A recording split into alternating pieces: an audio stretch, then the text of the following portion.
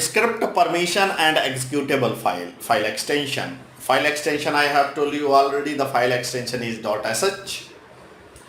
.sh is the file extension for the script or the for bash scripting. .sh. It should be the extension file. Another the single file you have written in a .sh, this file will not be executed until you will not provide the executable permission. So how can you provide the executable permission? chmod +x and give the file name with correct path. Keep in mind, you will have to provide the correct path. Okay. So when you see the file extension, after looking over the file extension, it will be useful for you to identify the script. Like if any script is in py, it is Python, in pl, Perl, .rv is a Ruby. So extension will mention which type of the file it is and their content. And one more thing, your file must have the unique path. If your path is wrong, so that you will not get the response.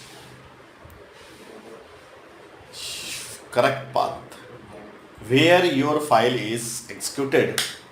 For the example, if I am on the screen and here I am running the hello.sh, so no file and directory. Where it is file? Where is the file? Inside the scripts. Here it is. Got it? So that is the different means your path should be correct. Permission, extension. And you can call or execute this file by using the / in your local directory. By using this means current directory. Otherwise, in a / you can provide the full path of the script, similar like I have provided right now. Sometime before you have seen / scripts,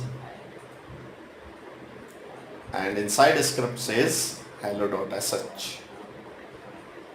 Okay, that's good, fine. Now what are the script we can use in a syntax? Means what is the script syntax? Like if you want to write the script, whatever the script is here, so what is the syntax? Syntax means the similar syntax as you are using the commands manually.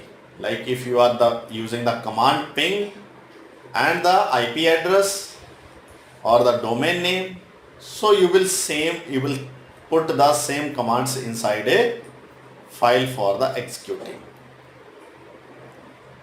So it means flexibility. And always when you write a script, the first line should be start with the shebang.